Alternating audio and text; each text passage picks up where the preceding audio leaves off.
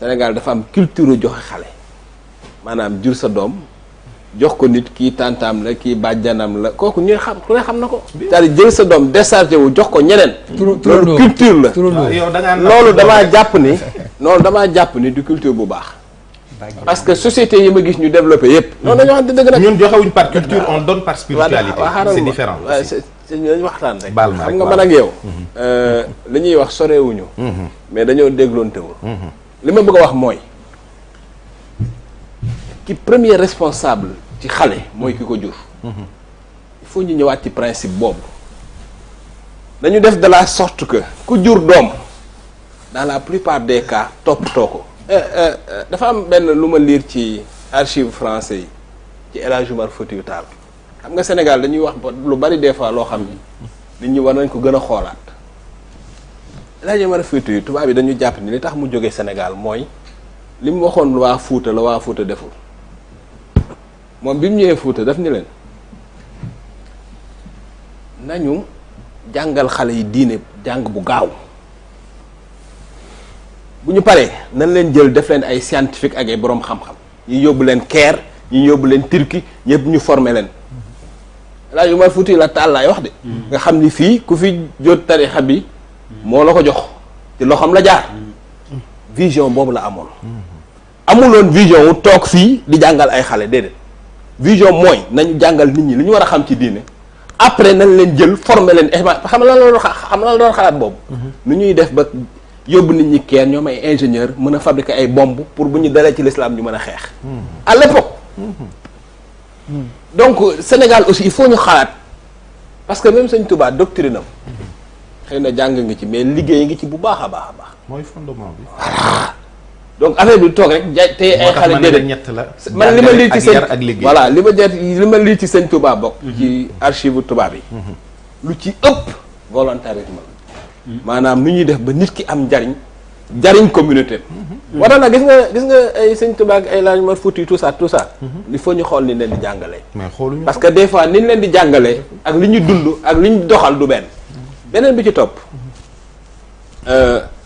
gis nga xale jamono bii ñu toll ak loo ko mën a jàngal na gaaw loolu mooy réalité bi daara baax na lool man sama doom li may wax nii dina jaaxal ñu bari man sama doom bu góor Sidi Souleymane Seck la tudd 18 ans la am France la juddoo Serigne Cissé Touré bu Sébikotane mi ngi may dégg ma ngi fay soog a jógaleeg def na fa juróom benn weer yoo xam ni génnul ci daara ji pour jàng alxuraan donc xam naa lan mooy alxuraan ak lan la mën a def ci nit mais li ma gëmul mooy jël sa doom sànni ko ci alxuraan bi fàtte ko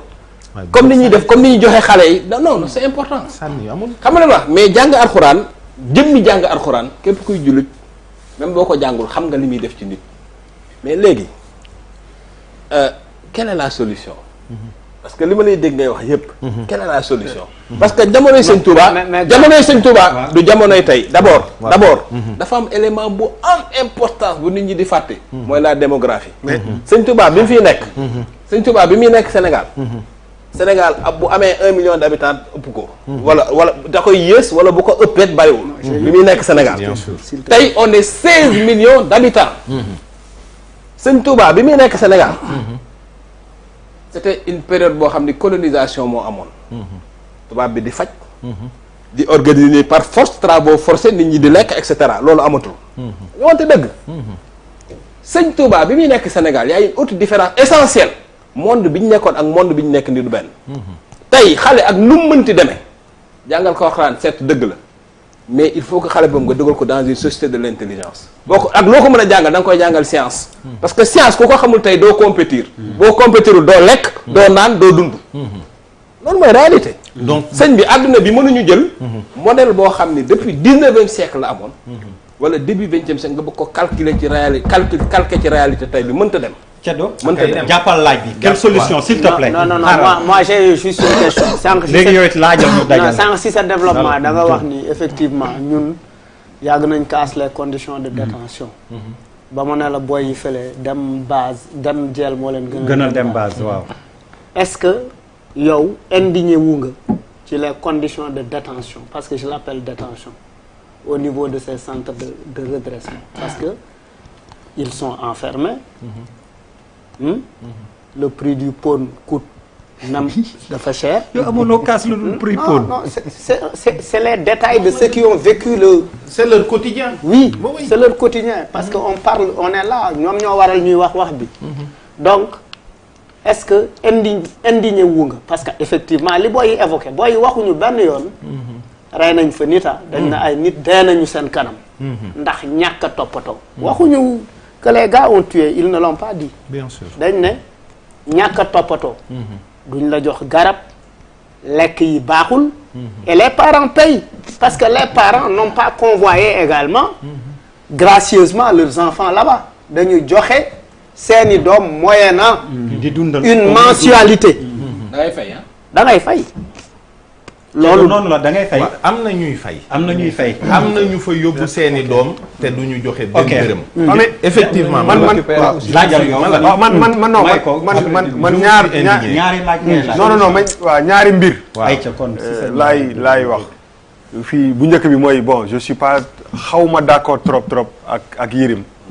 ci mbirum parce que dafa am yoo xam ne ñun ñoo ko moom quoi. je pense que li ngay séq ak sa mag bu góor wala sa mag bu jigéen wala sa yaay wala sa tante ba jël sa doom jox ko. loolu dafa bokk ci sunu société dafa war a continuer. pour man loolu du kii ñun dafa am nu ñuy dundee. dafa am nu ñuy dundee ñun duñu sunu yaay yi du ñu am 90 ans ñu jël benn maison de retraite fële. sànni leen fa bu ñu leen gisee tous les 6 mois. dañuy dëkk ak moom. te tubaab bi du def loolu. donc y a des choses pour man yoo xam ne au contraire dañ ko war a magnifier. parce que ki nga wóolu ngay jox sa doom ki nga bëgg ngay tuddee sa doom. donc pour man loolu am na solo. c'est pas comme ñi sànni xale yi munuñu waxi joxe doom. te waxuñu xale yi ñu bàyyi ci mbedd mi fii ñu fiy fanaan. loolu moo ma ta wax. parce que ñooñu joxuñu leen kenn bàyyi ma lañ leen def bàyyi leen ci àll bi. loolu moo ma ta teg loxo mais joxante jokkalante ci biir famille yi. je pense que am na appréciation booy am ci sa mbokk. wala ci sa xarit ba jox ko nit yor na doomu nit aussi ba mu nekk dara. dafa am solo.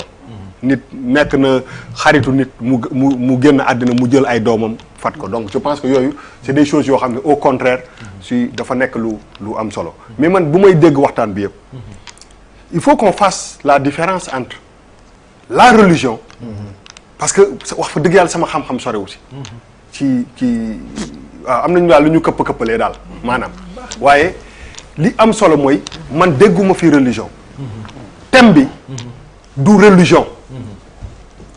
ça n'a rien à voir ak religion nit xam nga nit ki ni ngay jaamoo sa yàlla sa bopp yàlla yow la concerné dégguma fi ay ñu wàcc kaamil c'est-à-dire que je ne vois pas benn éducation religieuse maanaam tàggat ci mbirum diine dañuy corriger ci ban sens. non je veux dire ñi ñu jàpp indi xew bi non da nga gisoo ko yow. waaw mais non dégguma man dund naa ñu fa mokkale alxuraan. waaw mais attends dund naa ñu fa mokkale. mais c'est pas l'objet du débat.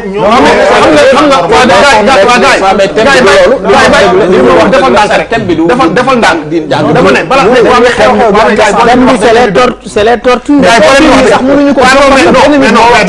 du ma nangu wala déedéet ki wax kenn waaw mais bàyyi ma ma eggali bi ngay wax saa yi ñuy relater waaw mais bàyyi ma eggali rek ngir te delluwaat na ci ginnaaw waaw mais waaw doo ma on dégg parle pas pourquoi waaw mais laisse-moi terminer s'il te plaît après nga eggali booy wax dama lay déglu abu yow tam waaye ma eggali dama ne wax bi dëggantaan ci li ñuy wax ça n'a rien à voir avec la religion on parle de problème de comportement xam nga boo ne nit ku àndul ak sagom waaw mais kooku pour nga mun ko sol diine wala jàngal ko alxuraan mais àndul ak sagom mais c'est très difficile voire impossible est-ce que ñi ñu teg pour ñuy jàngal xale yi mais ñooñu boo moytul seen est-ce que seen wàccu kaamil leer na waaw mais non mais laisse mais pourquoi tu défends quelque chose xam nga lan mooy sax dugg naa mais non il faut que tu mel xam nga lan la abu parce que mais abu s'il te plaît bu ma paree mën nga wax bàyyi ma ma daaneel lu ma bu ñu paree ñun liñ ci xam témoigner ko il mo yàqin ñu wax ko Abou il a raison bàyyi ko mu wax démocratie s'il te plaît s'il te plaît lépp loo xam ni du noonu su paree comme yow xam liñ ci fekkee ñun. voilà su paree nga wax mais Abou suñu paree nga wax on ne parle pas de liñ ci fekkee xam nga lu ma lay wax liñ ci dund. waaw mais non xam ko. Abou dama la ñaan rek nga respecté ma wax après nga tegal bi ngay wax dama laa dégg may loolu rek naa laa la la ñaan ko ngeen may ma it après. waaw dégg du ma may maye der mooy maye lan la ñu jox kàddu gi laisse-moi terminer heure bi boo ma dagul woon pare naa bu yàgg foofu dëgg yàlla borom yaa ngi indi bul ma dagg quoi parce que waxuñu waxu religion on ne parle pas lii du mbirum religion Oui, merci. xam nga buñ ci bool xam nga ñun ñi nga moom laa ni suñu àll sorewul buñ ci indilee mouridisme indi ci lii affaire yi après benn moment sax dañuy ragal avancer parce que doo ci kii mais li ma bëgg a wax mooy que ay nit yoo xam ne seen xel dafa matadi wala ñu accro ci dara ñu jël leen di leen corriger ça n'a rien à voir avec la religion wuyu ma caabi bu féetee ginnaaw séquestration la nga bëgg a génn néeg bi bëgg a ubbi bunt bi bu tëju te yoroo caabi kuñ ko fi def léegi nga xam ne séquestration la ça n'a rien à voir avec la religion je suis désolé donc nañu damay bañ ñu dem hors sujet c'est-à-dire que le problème mooy que quel que soit loo convoqué nit bu mag am na ci ñu gën a bëri booy ñu ci gën a bëri ay majeur lañu majeur kenn du ko joxe mooy joxe boppam du mbirum religion mbir mi mooy que wax naa ko ñiy war a faj dañuy am ay aptitude pour mën a faj c'est pas possible donc pour sauvegarder aussi suñu religion bi nga xam ne dañ ko bëgg waruñu ko boole ak loo xam ne da ngay dóor nit ñi wala nga leen di maltraiter wala nga leen jox ça n'a rien à voir avec ça Sirim dafa am benn affaire bu am solo jamono dafa am fu mu toll te il faut ñu def la différence entre ces deux choses là donc c'est pas parce que kenn génn na ci mais li indi wax ji yëpp déggoo ci kaamilu alxuraan dégguloo ci dara da nga ci dégg ay nit yoo xam ne dañ leen maltraité ñu wax lii te loolu il faut ñu génn religion bi teg ko na le wax fa dëgg yàlla te des ci li nga xam ne mooy ali kalaj gi sinon bu ñu indee religion bi rek dañuy tënk ci benn affaire boo xam ne nit ñi du ñu mën a fri parlons de ça quand même et je pense que c'est important parlons de ça soo bëggee continuer pour parler de ça boobu lan la Bouba tu as raison gis nga nit ki nga xam ne àndul ak sagoon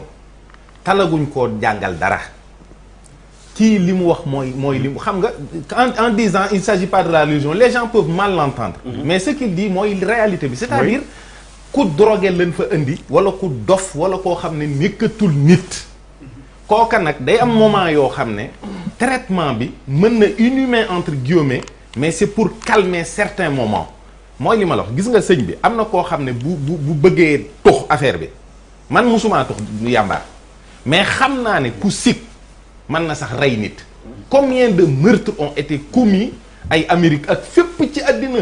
pour mais angulu sëñ Assane ak feneen nit rey na fi nit pour ñeent fukki dërëm yoo xam ne bu paree da koy jëndee yàmbaa tux ko xaw a nite foofu noonu la leen di faje ah si vous tombez sur des cas comme ça noonu la leen di faje yow koo xam ne seen waa kër dañ koo yeew yóbbu fañ ko yeew yóbbu ko ñooñu xam nañu ko parce que jaar nañ ci ba jàll